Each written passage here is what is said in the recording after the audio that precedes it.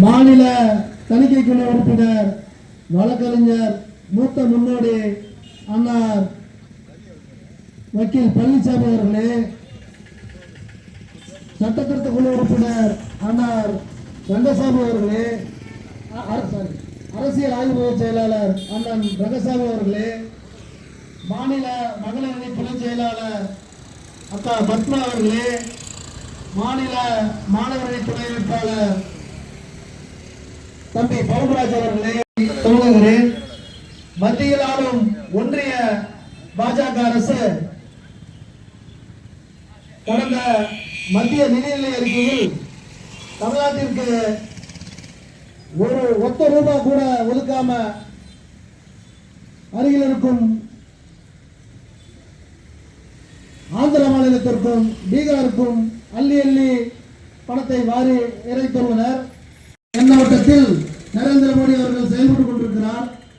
GST வரியில் இந்தியாவிலேயே இரண்டாவதாக அதிகமாக வழங்கும் மாநிலம் தமிழ்நாடு என்பதை மறந்து தமிழ்நாட்டிற்கு ஒத்த நய பைசா கூட வழங்காமல் புறக்கணித்திருக்கிறார். இதை வன்மையாக கண்டிக்கும் முறையில் தமிழகம் முழுவதும் எங்களது பொதுச் செயலாளர் வைகோ அவர்கள் ஆணைக்கிழங்க நாங்கள் தமிழ்நாடு முழுவதும் மறுமலர்ச்சி திராவிட முன்னேற்ற கழகத்தின் சார்பில் கண்டன ஆர்ப்பாட்டம் வெகு சிறப்பாக நடைபெற்றுக் கொண்டிருக்கிறது.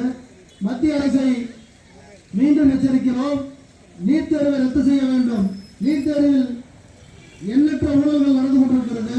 அதே போன்று தமிழக மீனவர்கள் இலங்கை கடற்படையினால் தினம் ஒரு செய்தி வந்து கொண்டிருக்கிறது தாக்கப்படுவதாக.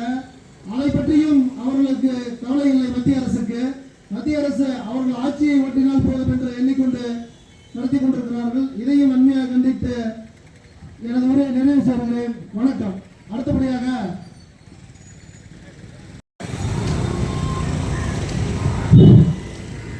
ஒன்றிய பாஜக அரசை கண்டித்து கடந்த 2024 ஆண்டு பட்ஜெட்டில் தமிழ்நாட்டிற்கு எந்தவித நிதியும் ஒதுக்காததை கண்டித்து மறுமலர்ச்சி திராவிட முன்னேற்ற கழகத்தின் சார்பாக தமிழகம் முழுவதும் ஒன்றிய அரசினை கண்டித்து இன்றைக்கு ஒருங்கிணைந்த நாமக்கல் மாவட்ட கழகத்தின் சார்பாக நடைபெற்றுக் கொண்டிருக்கின்ற ஆர்ப்பாட்ட நிகழ்விற்கு தலைமை பொறுப்பினை ஏற்றிருக்கின்ற கிழக்கு மாவட்ட கழக செயலாளர் ஆர்வீர் சகோதரர் சேகர் அவர்களே, தொடக்க உரையினை நிகழ்த்த இருக்கின்ற மேற்கு மாவட்ட கழக செயலாளர் பாசத்துக்குரிய சகோதரர் கே கணேசன் அவர்களே, இந்த நிகழ்வில் கலந்து கொண்டுள்ள கழகத்தினுடைய முன்னோடிகளே, இந்த ஆர்ப்பாட்டத்திற்கு கண்டன உரையாற்றி சிறப்புரையாற்ற வருகை தந்துள்ள மாநில மகளிர் அணியினுடைய துணை செயலாளர் சந்திரா ஜெகநாதன் அவர்களே, அத்துணை பேருக்கும் நன்றி கலந்த வணக்கத்தை தெரிவித்துக் கொண்டு தமிழகத்திற்கு 2024-2025 ஆண்டிற்கான ஒன்றிய அரசினுடைய பட்ஜெட்டில் ஒன்றிய நிதியமைச்சர் மாமி நிம்மி அவர்களால் ஒரு ரூபாய் கூட ஒதுக்கப்படாததை கண்டித்து ஒன்றிய அரசை தக்க வைத்துக் கொள்வதற்காக பீகார் மாநிலத்திற்கு கிட்டத்தட்ட 37,000 கோடியும், வெள்ள பேரிடர் நிதியாக பீகார் மாநிலத்திற்கு 11,000 கோடியும், ஆந்திர அரசிற்கு 25,000 கோடியும் ஒதுக்கி அழகு பார்த்த ஒன்றிய அரசு கடந்த ஆண்டு தமிழகத்தையே புரட்டி போட்ட மிகப்பெரிய மழை பேரிடர் பாதிப்பு வடக்கு மாவட்டத்திலே எடுத்துக்கொண்டால் சென்னை, திருவள்ளூர், செங்கல்பட்டு, காஞ்சிபுரம், விழுப்புரம் போன்ற மாவட்டங்கள் முற்றிலும் பாதிக்கப்பட்ட நிலையிலும் தென் மாவட்டங்களில் கிட்டத்தட்ட 100 ஆண்டுகளுக்கு முன்பு பெய்த மழை ஒரே நாளில் கன்னியாகுமரி, நெல்லை, தென்காசி, தூத்துக்குடி போன்ற மாவட்டங்கள் சுத்தமாக புரட்டி போட்டு நாசமடைய செய்த அந்த நிகழ்வை வந்து பார்வையிட்ட நிதியமைச்சர் நிர்மலா சீதாராமன் அவர்களும் மத்திய நிபுணர் குழு ஒன்றிய அரசிற்கு அதற்கான ஆதாரங்களை கொடுத்தும் தமிழக அரசு அதற்காக 37,000 கோடியை நிதியாக கேட்ட பொழுது எப்பொழுதும் வருடம் இருக்கக்கூடிய 276 கோடி ரூபாய் நிதியை மட்டும் ஒதுக்கிய இந்த மத்திய ஒன்றிய அரசை கண்டித்து, காரணம் நாங்கள் வழங்குகின்ற ஜிஎஸ்டி வரியானது இந்தியாவில் உள்ள மாநிலங்களிலேயே ஒரு 3 மாநிலங்களில் தமிழகமும் ஒன்று என்ற போது எங்களுக்கு 1 ரூபாய் கூட ஒதுக்காத அளவிற்கு தற்பொழுது இலங்கை அரசால் தாக்கப்படுவதை கண்டித்தும் அந்த தாக்கப்படுகின்ற நிகழ்வுகளை ஒன்றிய அரசிற்கு நடைபெற்றுக் கொண்டிருக்கின்ற மாநிலங்களவை மக்களவையில் தமிழக தலைவர் வைகோ அவர்கள் எடுத்துரைத்தும், மக்களவையில் இயக்கத்தினுடைய இளம் புயல் கழகத்தினுடைய முதன்மை செயலாளர் துரை வைகோ அவர்கள் எடுத்துரைத்தும் எந்தவித நடவடிக்கையும் எடுக்காத ஒன்றிய அரசை கண்டித்தும் நீட் தேர்வு என்ற ஒரு தேர்வு இந்த தமிழகத்திற்கு தேவையில்லை என்பதை ஆரம்ப காலம் முதலே வலியுறுத்தி வந்து கொண்டிருக்கின்றோம். ஆனால் அந்த நீட் தேர்வை முற்றிலும் ரத்து செய்ய வேண்டும் என்று இன்று வடமாநிலத்தினரும் கண்டித்தும், இப்படி பல்வேறு நிலைகளில் தமிழ்நாடு புறக்கணிப்பதை கண்டித்து மறுமலர்ச்சி திராவிட முன்னேற்ற கழகத்தினுடைய இந்த ஆர்ப்பாட்டம் இன்றைக்கு நடைபெற்றுக் கொண்டிருக்கின்றது. இந்த ஆர்ப்பாட்டம் மட்டுமல்ல, தமிழகம் வஞ்சிக்கப்பட்டால் பேரறிஞர் அண்ணா கூறியதைப் போல தனிநாடு என்ற கோரிக்கை தற்காலிகமாக ஒதுக்கி வைக்கப்பட்டுள்ளது என்ற கோரிக்கையை மீண்டும் எங்களுடைய பொதுச் செயலாளர் கையேந்தி இந்தியாவில் இருந்து எங்களுக்கு தமிழ்நாட்டை தனியாக கொடுங்கள் என்ற கேட்கும் நிலையை உருவாகும் என்று கூறி வாய்ப்புக்கு நன்றி கூறி நன்றி பாராட்டி விடைபெறுகிறேன். நன்றி, வணக்கம். கண்டிக்கின்றோம் ஆர்ப்பாட்டம் இது ஆர்ப்பாட்டம், இது ஆர்ப்பாட்டம். ஒன்றிய அரசை கண்டித்து மறுமலர்ச்சி திமுக நடத்தும் ஆர்ப்பாட்டம். ஒன்றிய அரசின் பட்ஜெட்டில் புறக்கணிப்பு தமிழ்நாடு புறக்கணிப்பு. ஒரு பைசா நிதி கூட ஒதுக்காத ஒன்றிய அரசை பாஜக மோடி அரசு நியாயம்தானா? இது நீதிதானா? ஒன்றிய அரசே, மோடி அரசு வஞ்சிக்காதே. தமிழ்நாட்டை வஞ்சிக்காதே. பட்ஜெட் போட்ட மோடி அரசு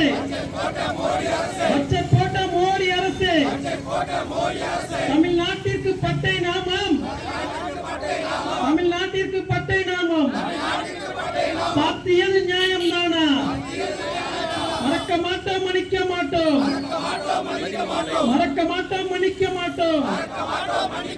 தமிழ்நாட்டிற்கு செய்யும் துரோகத்தை மன்னிக்க மாட்டோம், மறக்க மாட்டோம்.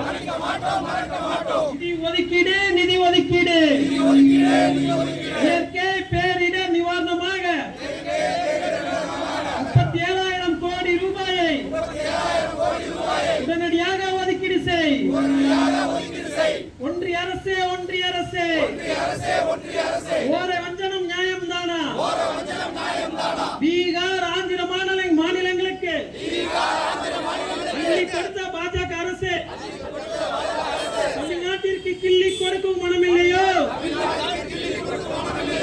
ஏற்க மாட்டோம்.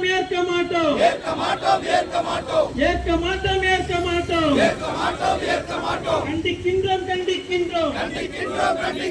தமிழ்நாட்டிற்கு பச்சை துரோகம். பாஜக அரசை கண்டிக்கின்றோம். ரத்து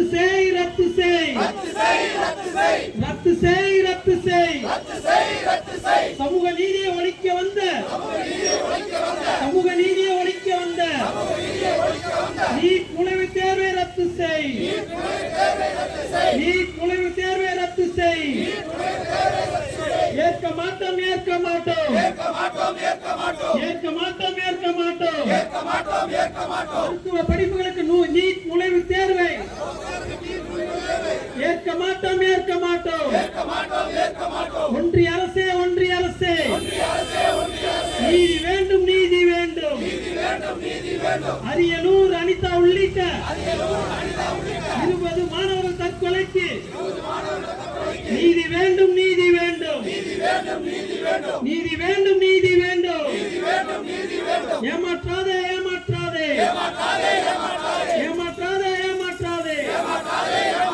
மோடி அரசே ஒன்றிய அரசே தமிழ்நாட்டை ஏமாற்றாதே. நிறுத்திவிடு. தமிழ்நாட்டிற்கு துரோகம் செய்வாதே. நிறுத்திவிடு. நிதி ஒதுக்கு. தமிழ்நாட்டிற்கு நிதி ஒதுக்கு. சென்னை மெட்ரோ ரயிலுக்கு நிதி ஒதுக்கு. இயற்கை பேரிடர் நிவாரணத்திற்கு நிதி ஒதுக்கு. அனுமதிக்காதே.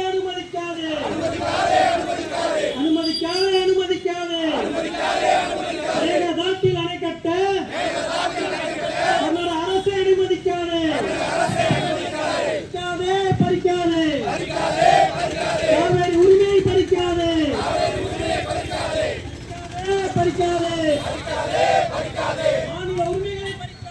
மாநில உரிமைகளை பறிக்காதே. வேடிக்கை பார்க்காதே. சுட்டுக் கொல்லும் இலங்கை அரசை வேடிக்கை பார்க்காதே. தடுத்து நிறுத்து. தமிழ்நாட்டு மீனவர்கள் சிங்கள வெறியால் கொல்லப்படுவதை தடுத்து நிறுத்து. கண்டிக்கின்றோம். ஒன்றிய பாஜக அரசை கண்டித்து மதிமுக நடத்தும் கண்டன ஆர்ப்பாட்டம்.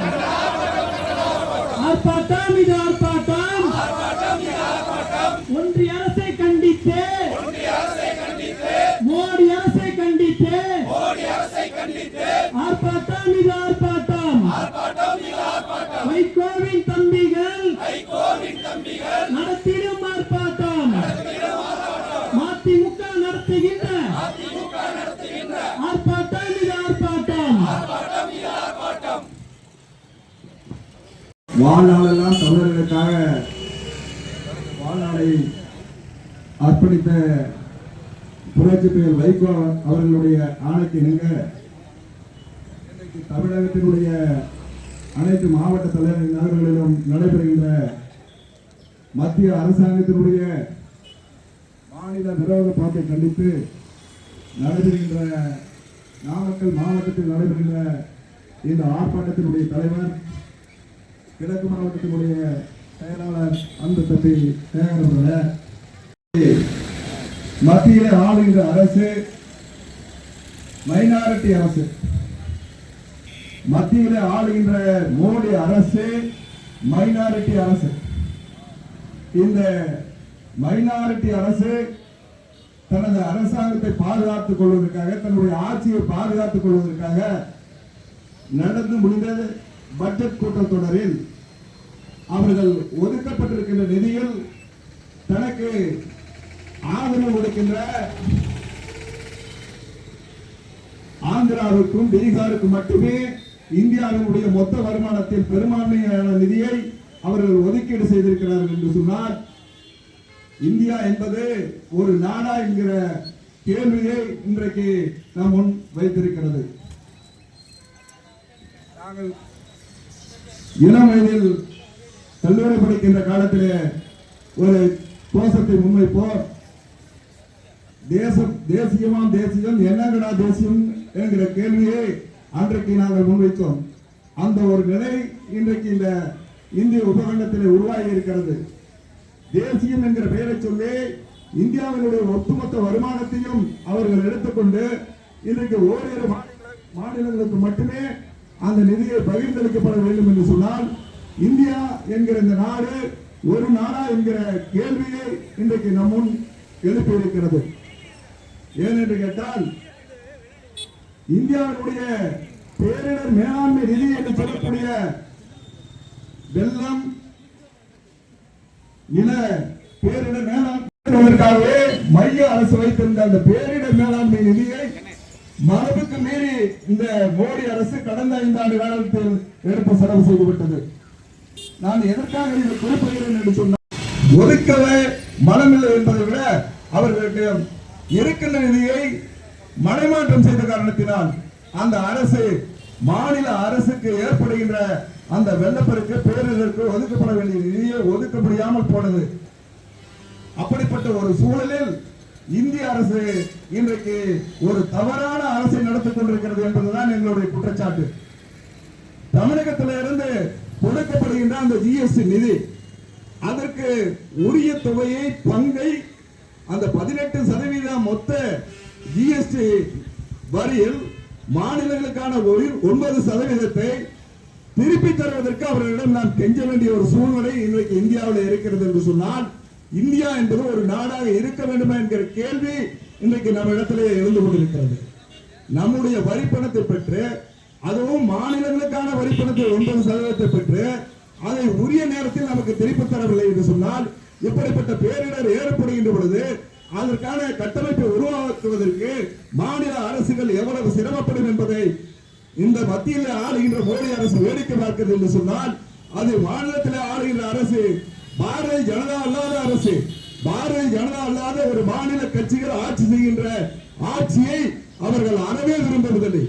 குறிப்பாக இந்திய உபகண்டத்தில் திராவிட இயக்கத்துடைய ஆட்சியை, அது இன்றைக்கு தளபதி மு.க. ஸ்டாலின் ஆட்சியாக இருந்தாலும் சரி, அன்றைக்கு செல்வி ஜெயலலிதா தலைமையில் இருந்த ஆட்சியாக இருந்தாலும் சரி, இந்த 2 ஆட்சி காலத்திலும் ஏற்பட்ட வெள்ளப்பெருக்கிற்கு மத்திய அரசு மோடி தலைமையிலான மத்திய அரசு நிதி ஒதுக்கீடு என்பது அறவே கிடையாது. ஆக மைய அரசு மாநில அரசுகளுக்கு மிகவும் மிகப்பெரிய துரோகத்தை தொடர்ந்து செய்து கொண்டிருக்கிறது என்பதற்காகத்தான் இன்றைக்கு தமிழகத்திலே மாவட்ட தலைநகர் அனைத்திலும் இன்று மத்திய சர்க்காரை, ஒன்றிய சர்க்காரை கண்டித்து இன்றைக்கு கண்டன ஆர்ப்பாட்டம் நடைபெற்றுக் கொண்டிருக்கிறது. இந்த நிதி ஒதுக்கீடு எவ்வளவு பெரிய பாரபட்சம் என்று சொன்னால், இன்றைக்கு இந்திய உபகண்டத்திலே அரசியலமைப்பு சட்டத்தில் நமக்கு வழங்கப்பட்டிருந்த, மாநில அரசுக்கு வழங்கப்பட்டிருந்த கல்விக் கொள்கை, மாநிலத்தினுடைய அதாவது அரசியல் அதிகாரத்துக்கு கொடுக்கப்பட்டிருந்த அதிகாரம், மாநிலத்துக்கான பட்டியல், மத்திய அரசுக்கான பட்டியல், பொதுப்பட்டியல் என்று சொல்லக்கூடியதிலே மாநில அரசுக்கான பட்டியலிலே கல்வி இருந்தது. அந்த கல்வியை எடுத்துக்கொண்டு இன்றைக்கு மைய அரசு கல்வியை எடுத்துக்கொண்டு நம்மிடத்திலே நம்முடைய பிள்ளைகள் தமிழிலே படித்து தமிழ்நாடு சிலபஸ், தமிழ்நாடு கல்வி பாடத்தை திட்டத்தில் படித்து நாம் மருத்துவக் கல்லூரிகளில் சேர்ந்து மிகச்சிறந்த உலகத்துடைய மிகச்சிறந்த மருத்துவர்களாக நாம் தமிழ்நாட்டைச் சேர்ந்த மருத்துவர்கள் இன்றைக்கு சிகிச்சை செய்து கொண்டிருக்கிறார்கள் என்று சொன்னால், இந்த நீட் தேர்வின் வாயிலாக வெற்றி பெற்ற மாணவர்கள் அல்ல அவர்கள்.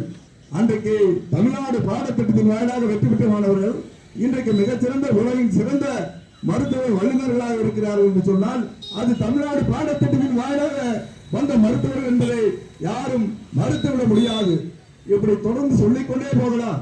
இந்த தமிழ்நாடு அரசுக்கு மத்திய அரசு கொடுக்கின்ற அத்தனை துரோகங்களையும் அனைத்தையும் தூளாக்கி இன்றைக்கு இந்திய உபகண்டத்தின் அனைத்து பல்கலைக்கழகங்களிலும் தமிழ்நாட்டினுடைய பல்கலைக்கழகம் தான் முதன்மையான பல்கலைக்கழகமாக இருக்கிறது என்று புள்ளிவிவரம் என்று சொல்லுகிறது என்று சொன்னால், அதற்கு தமிழ்நாட்டினுடைய கல்வி கட்டமைப்பு தான் காரணம்.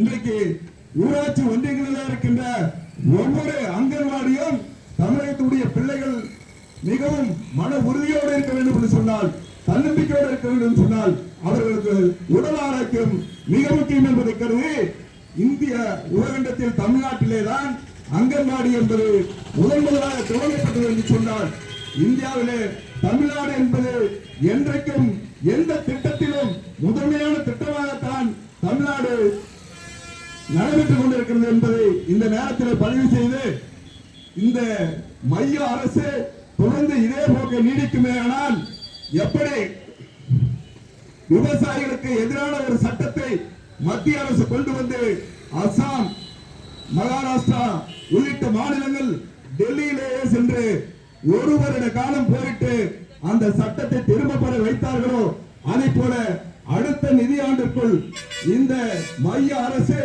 மாநிலங்களுக்கான நிதி பகிர்வையும் மாநிலங்களுக்கான உரிமையையும் தொடர்ந்து துரோகம் செய்யுமானால் தமிழகத்தினுடைய மக்கள் எல்லாம் சாலையிலே இறங்கி போராடுவதற்கான களம் அமைப்போம் என்று சொல்லி வாய்ப்புக்கு நன்றி கூறி விடைபெறுகிறேன். நன்றி, வணக்கம்.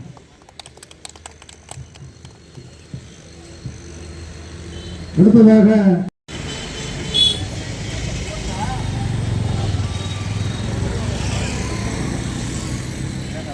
ஆற்றியிருக்கும் அண்ணன் கணேசன் அவர்களே மற்றும் மாநில மாவட்ட கழக நிர்வாகிகள், ஒன்றிய நகர பேரூர் கழக செயலாளர்கள் மற்றும் அனைத்து நிர்வாகிகளுக்கும் இனிய காலை வணக்கத்தை தெரிவித்துக் கொண்டு, மத்திய பிஜேபி அரசு நம் தமிழ்நாட்டிற்கு எவ்வளவு பெரிய துரோகம் செய்தது என்று எனக்கு முன்பு பேசியவர்கள் பேச நீங்கள் கேட்டிருப்பீர்கள். சூரியன் இல்லாமல் இந்த பூமிக்கு ஒளி இல்லை, அலைகள் இல்லாமல் கடல்கள் இல்லை, மனித நேயம் இல்லாமல் இஸ்லாம் மதம் இல்லை, பாவ மன்னிப்பு இல்லாமல் கிறிஸ்தவ மதம் இல்லை, ஆன்மீகமும் அறநெறியும் இல்லாமல் இந்து மதம் இல்லை, சமூக நீதி என்று எடுத்துக்கொண்டால் பெரியார் இல்லாமல் இந்த மண்ணில் சமூக நீதியே இல்லை, சேகுவாரா இல்லாமல் இந்த பூமி பந்தில் புரட்சியை நாம் கண்டிருக்க முடியாது, பிடல் காஸ்ட்ரோ இல்லை என்று சொன்னால் கியூபாவில் புரட்சி கிடையாது. தமிழ்நாட்டில் தமிழ் மக்களுக்காக, தமிழ்நாட்டின் உரிமைக்காக தன்னுடைய தியாகத்தையும் தன்னுடைய வாழ்நாள் உழைப்பையும் கொடுத்து மறுமலர்ச்சி திராவிட முன்னேற்ற கழகத்தின் தலைவர் வைகோ அவர்கள் செய்த தியாகத்திற்கு ஈடு இணை எதுவும் கிடையாது என்று சொல்லி என்னுடைய கண்டன உரையை நான் இப்பொழுது தொடர்கிறேன். மத்திய அரசே, நீங்கள் ஆட்சி அமைப்பதற்கு பீகாரும் தெலுங்கானாவும் ஆந்திர அரசும் உங்களிடத்தில் சிறப்பு அந்தஸ்து என்று ஒரு கோரிக்கையை வைத்துத்தான் உங்களுக்கு ஆதரவு கொடுத்தார்கள். அந்த சிறப்பு அந்தஸ்து நீங்கள் கொடுப்பதற்கு எத்தனையோ கோடிக்கணக்கில் அந்த நாட்டின் அந்த மாநிலங்களின் உட்கட்ட அமைப்புகளை நீங்கள் அபிவிருத்தி செய்து தர வேண்டும் என்ற ஒரே ஒரு கண்டிஷன் தான் அவங்க 2 பேரும் உங்களுக்கு ஆதரவு கொடுத்தாங்க. ஆனால் தமிழ்நாட்டில் 40 தொகுதிகளிலும் மக்கள் உங்களை வேண்டாம் என்று ஒதுக்கிவிட்டு இன்றும் கூட தங்களுடைய வாழ்நாளில் உழைக்கும் ஜிஎஸ்டி வரியை தமிழ்நாட்டில் இருந்து உங்களுக்கு முழுமையாக அனுப்பி கொண்டிருக்கிறார்கள். ஏன் தமிழ்நாட்டிற்கு நீங்கள் நிதி ஒதுக்கவில்லை என்று கேட்டால், எங்களுக்கு தமிழ்நாட்டில் ஒரு இடம் கூட வெற்றி கொடுக்கவில்லை மக்கள், ஏன் எங்களை புறக்கணித்தார்கள் என்று கேட்கிறீர்களே. இப்பொழுது நாங்கள் கேட்கிறோம், நாமக்கல்லில் இருந்து நிர்மலா சீதாராமன் அவர்களை பார்த்து நாங்கள் கேட்கிறோம், எங்களுக்கு நிதி ஒதுக்காத உங்களுக்கு நாங்கள் ஏன் ஜிஎஸ்டியை உங்களுக்கு முழுசாக தர வேண்டும்? நீங்கள் வேண்டாம் என்று தைரியம் இருந்தால் சொல்லுங்கள். நாங்கள் ஓட்டு போடவில்லை, அதனால் எங்களுக்கு பட்ஜெட்டில் இடம் எங்களுக்கு நிதி ஒதுக்கவில்லை என்று சொல்கிறீர்களே. நியாயமான முறையில் நீங்கள் கொடுக்கும் வரி பணமும் மத்திய அரசுக்கு வேண்டாம் என்று சொல்லுங்கள், நாங்கள் ஏற்றுக்கொள்கிறோம். அதை சொல்ல உங்களுக்கு தைரியம் கிடையாது. ஏனென்றால் தமிழ்நாட்டு மக்கள் தான் உழைத்து சம்பாதித்து உலகத்தின் எந்த மூலையில் இருந்தாலும் தான் பிறந்த நாடான இந்திய நாட்டிற்கு தங்களுடைய வரி பணத்தை செலுத்தி நாட்டின் பொருளாதாரத்தை காப்பாற்றிக் கொண்டிருக்கிறார்கள். எந்த வழியில் தமிழ்நாடு இந்தியாவின் முக்கிய பங்கெடுப்புகளில் இல்லை சொல்லுங்கள். நிர்மலா சீதாராமன் அவர்களே, நாங்கள் கேட்கிறோம், எங்களுடைய வரி பணத்தை எடுத்து நீங்கள் அடுத்த மாநிலத்திற்கு அள்ளி கொடுக்கிறீர்கள். எங்களுடைய பேரிடர் செலவுகளை கூட நீங்கள் கண்டுகொள்ளவில்லை. எங்களுடைய இலங்கை பகுதியில் தமிழ்நாட்டு மீனவர்கள் மீன்பிடிக்க சென்று சுட்டுக் கொல்லப்படுகிற அந்த அநீதியை கூட மத்திய அரசு கேட்பதில்லை, கண்டுகொள்வதில்லை. தமிழக மீனவனுடைய உயிர் என்ன அவ்வளவோ விலை குறைவா? நாங்கள் கேட்கிறோம், எங்களுடைய வரிப்பணம் உங்களுக்கு தேவை. ஒரு தமிழனுடைய, ஒரு மீனவனுடைய உயிர் உங்களுக்கு பெரிதாக தெரியவில்லை. இதை எங்கள் பொதுச் செயலாளரும் எங்களுடைய முதன்மை செயலாளரும் பாராளுமன்றத்திலும் நாடாளுமன்றத்திலும் மாநிலங்களவையிலும் சொல்லும் இன்றும் நீங்கள் இந்த ஒரு நீதியும் எங்களுக்கு கிடைக்கவில்லை. அதைத்தான் நாங்கள் இங்கு நாமக்கல்லில் இருந்து கேட்கிறோம். எங்களுக்கு ஏன் நீங்கள் நீதி செய்ய மாட்டீர்கள்? நீட் தேர்வு என்ற ஒரு தேர்வை வைத்து எங்கள் தமிழ்நாட்டில் 20 பிள்ளைகளுடைய உயிரை கொடுத்திருக்கிறீர்களே. தமிழ்நாட்டில் இதற்கு முன்பு எப்படி நடந்தது? அண்ணா யூனிவர்சிட்டியில என்ட்ரன்ஸ் எக்ஸாம் வச்சாங்க. அதுக்கு முன்னால பிள்ளைங்க +2 படிச்சு PUC படிச்சு அதுல படிப்பின் அடிப்படை பெற்ற மதிப்பெண்களின் அடிப்படையில் மருத்துவத்துறையில் படித்து இந்த உலகின் பல்வேறு பகுதிகளில் மிகச்சிறந்த மருத்துவர்களாக பணியாற்றி கொண்டிருக்கிறார்கள். அதற்கடுத்து 1984 எம்ஜிஆர் அரசாங்கம் ஒரு என்ட்ரன்ஸ் எக்ஸாம் நடத்தினாங்க. அண்ணா யூனிவர்சிட்டியின் கீழே அந்த என்ட்ரன்ஸ் எக்ஸாம் நடந்தது. அந்த என்ட்ரன்ஸ் எக்ஸாம்ல பொறியியலுக்கும் மருத்துவத்திற்கும் பல் மருத்துவத்திற்கு கால்நடை மருத்துவம் விவசாயம் இது 5 ப்ரொஃபஷனல் டிகிரி என்று சொல்வார்கள். அந்த ப்ரொஃபஷனல் டிகிரிக்கு என்ட்ரன்ஸ் எக்ஸாம் எல்லாம் வைத்து பிள்ளைகள் படித்தார்கள். அன்றைய காலத்தில் 1.5 மாதம் இந்த கோச்சிங் சென்டரில் படிப்பதற்கு 1500 ரூபாய். அந்த 1500 ரூபாய் கூட படிக்க முடியாமல் எத்தனையோ பிள்ளைகள் தானா எழுதி படிச்சாங்க. அன்னைக்கே இந்த என்ட்ரன்ஸ் எக்ஸாம் அண்ணா யூனிவர்சிட்டி நடத்தினதுல எந்த ஒரு பிள்ளையும் நடக்கவில்லை. இதுவரை எந்த ஒரு கோளாறும் ஏற்படவில்லை. எந்த ஒரு டெக்னிக்கல் இஷ்யூவும் நடக்கவில்லை. ஆனால் இந்த பாஜக அரசு நீட் என்ற ஒரு நுழைவுத் தேர்வை வலுக்கட்டாயமாக தமிழ்நாட்டிற்குள் நுழைத்து எங்கள் 20 பிள்ளைகளுடைய உயிரை கொடுத்திருக்கிறீர்களே, இது என்ன நியாயம்? எங்களுடைய மருத்துவக் கல்லூரிகளுக்காக தானமாக இந்த தமிழ்நாட்டில் இடத்தை கொடுத்தவர்கள் அநேகர். தங்களுடைய பொருளாதாரத்தை பொருளுதவி கொடுத்து மருத்துவக் கல்லூரி தமிழ்நாட்டில் உண்டாக்கியவர்கள் ஏராளம். அப்படி இருக்கும் பொழுது தமிழ்நாட்டு பிள்ளைகளுக்கு முதலிடம் கொடுக்காமல் நீங்கள் எங்களை எப்படி நீட் எக்ஸாம் எழுதி கொடுத்து இந்தியாவில் உள்ள அனைத்து மாநிலங்களைச் சேர்ந்த பிள்ளைகளும் இங்கு வந்து படிக்கலாம் என்று எப்படி சொல்கிறீர்கள்? நாங்கள் தானமாக கொடுத்த இடம் எங்கே? நாங்கள் தானமாக கொடுத்த பொருளாதாரம் எங்கே? எங்கள் தமிழ்நாடு அனைத்து துறையிலும் முன்னேற வேண்டும் என்று தமிழ் மக்கள் கொடுத்த தியாகம் எங்கே? அதற்குத்தான் 20 உயிர்களை நீங்கள் பலி கொடுத்தீர்களா? இதே நாமக்கல்லில் மோதிலால் என்ற பையன் இந்த நீட் பரீட்சையின் காரணமாக தோல்வியை சந்தித்து தற்கொலை செய்து கொள்ளவில்லையா? நாமக்கல் மக்களே, உங்களுக்கெல்லாம் மனசாட்சியில் இடம் இல்லையா? அந்த பையனுடைய உயிர் எவ்வளவு மதிப்புள்ள உயிர். நீட் பரீட்சையில் அவன் தோல்வியை சந்தித்தான் என்பதற்காக தன் உயிரையே மாய்த்துக் கொண்டான். இந்த நாமக்கல் மாவட்டம் தான் எத்தனையோ பள்ளிகளையும் கல்லூரிகளையும் சிறந்த முறையில் கல்வியாளர்களை வைத்து இயக்கிக் கொண்டிருக்கும். இந்த நாமக்கல் மாவட்டத்தில் எத்தனையோ நீட் கோச்சிங் சென்டர் இருக்கும் இடத்தில் மோதிலால் என்ற ஒரு பையன் தற்கொலை செய்து கொண்டிருக்கிறான். இந்த ஒரு அநீதியை பொதுச் செயலாளர் தான் இதை வெளிப்படையாக அம்பட்டமாக இது சுத்தமான துரோகம் என்று சொல்லி முதலாக தன்னுடைய எதிர்ப்பை தெரிவித்தார். தொடர்ந்து பல மாநிலங்களிலும் இந்த நீட் பரீட்சைக்கு எதிர்ப்பு தெரிவித்துக் கொண்டுதான் இருக்கிறார்கள். இந்த நீட் என்பது மிகப்பெரிய துரோகம், மிகப்பெரிய துரோகம். இது ஒரு பொருளாதாரத்தில் உயர்ந்த பிள்ளைகள் செல்ஃப் பினான்ஸ் காலேஜ்ல எத்தனையோ லட்சம் கோடி கொடுத்து சேர்ந்துடுறாங்க. 0 மார்க் எடுத்தாலும் நீட்ல நீ எழுதி பாஸ் பண்ணாட்டையும் சரி, 0 மார்க் எடுத்தாலும் நீ போய் காலேஜ்ல சேரலான்றாங்க. அப்படி ஒரு பரீட்சை எதுக்கு நடத்துறீங்க? பிள்ளைகளுடைய வாழ்நாளில் இந்த கோச்சிங் சென்டருக்கு போய் 1 வருஷம் வீணா போகுது.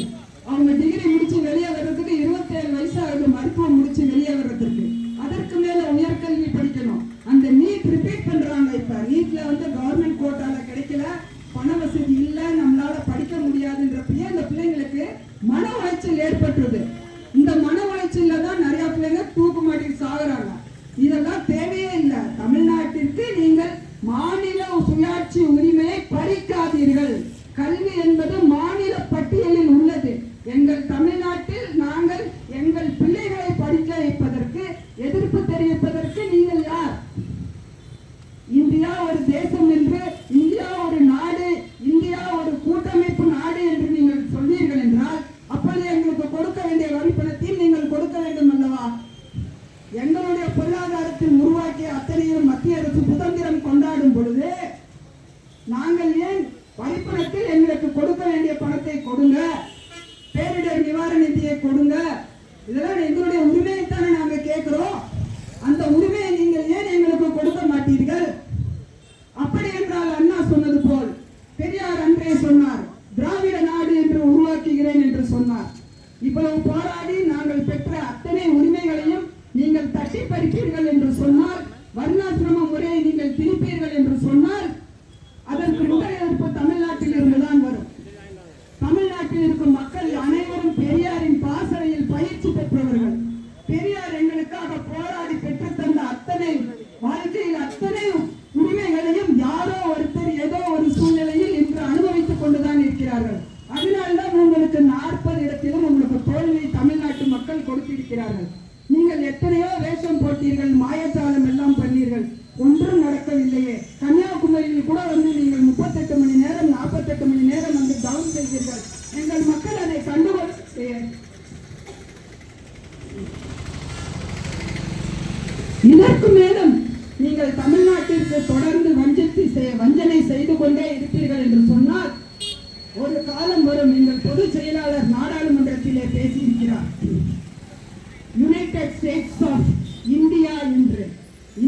என்பது பல நாடுகளின் சிற்று நாடுகளின் கூட்டமைப்பு. இந்தியா என்பது யுனைடெட் ஸ்டேட்ஸ் ஆஃப் இந்தியா என்று அழைக்கப்படும் காலம் வரும் என்று எங்கள் பொதுச் செயலாளர் அவர்கள் ஏற்கனவே நாடாளுமன்றத்தில் பேசியிருக்கிறார். இப்பொழுதும் கூட அண்ணா அவர்கள் அந்த தமிழ்நாடு என்ற கோரிக்கையை இப்பொழுது நாங்கள் கைவிட்டு இருக்கிறோம். ஆனால் அது இன்னும் எங்களுடைய நிலைப்பாட்டில் இருக்கிறது என்று கூட அறிஞர் அண்ணா தன் வாழ்நாளில் சொல்லியிருக்கிறார். மறந்து விடாதீர்கள், தமிழக மக்களை அவ்வளவு குறைத்து மதிப்பு போட்டு விடாதீர்கள். எங்கள் பொதுச் செயலாளர் முல்லை பெரியாறு அணையை இந்த தமிழ்நாட்டிற்கு மீட்டுக் கொடுத்திருக்கிறார். காவிரி ஆற்றின் தண்ணீரில் காவிரி ஆற்றின் நடுவில் மேகதாது அணையை கட்டிக் கொண்டிருக்கும் இந்த கர்நாடக அரசிற்கு எதிர்ப்பு தெரிவிக்காமல் எங்களுக்கு தொடர்ந்து நாலா பக்கமும் எங்களை நெருக்குகிறார்கள். இந்தியாவை கூட எடுத்துக்கொள்ளுங்கள், பங்களாதேஷில் கூட இன்று என்ன ஆட்சி எப்படி இருக்கிறது என்று பாருங்கள். தொடர்ந்து இந்தியாவின் 4 பக்கங்களும் நமக்கு எதிர்ப்புகள் தான் இருக்கிறது. இந்த சூழ்நிலையிலும் தமிழ்நாடு எங்கேயோ முன்னேறி கொண்டுதான் இருக்கிறது.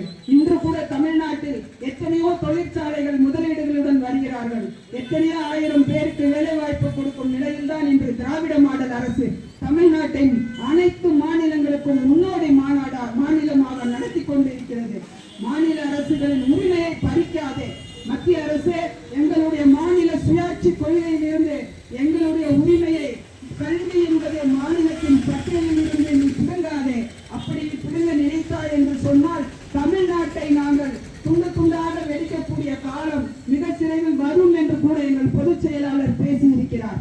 அதை நீ கவனத்தில் கொண்டு எங்களுடைய பொதுச் செயலாளர் வைக்கின்ற கோரிக்கைகளில் ஒன்றான இந்த நீட் தேர்வை தமிழ்நாட்டில் இருந்து நீ விலக்கு, இந்தியாவில் இருந்து கூட நீ விலக்கு என்று சொல்லி எங்களுடைய ஆர்ப்பாட்டத்தின் கண்டன உரையை நான் முறைக்கிறேன். நன்றி, வணக்கம். இந்த கண்டன ஆர்ப்பாட்டத்திற்கு மிக சிறப்பாக கருத்துக்களை எடுத்துரைத்து கண்டன முழக்கங்களை வைத்து சரியான மக்களுக்கு கொண்டு செல்லுகின்ற அளவிற்கு மிக வேகமான குரலில் சந்திரா ஜெகநாதன் அம்மையார் அவர்களுக்கும் நன்றி கலந்த வணக்கத்தை தெரிவித்துக் கொண்டு, அனைத்து நிர்வாகிகளுக்கும் நன்றி கலந்த வணக்கத்தை தெரிவித்துக் கொண்டு விடைபெற்றுக் கொள்கிறேன். நன்றி, வணக்கம். வணக்கத்தை தெரிவித்துக் கொண்டு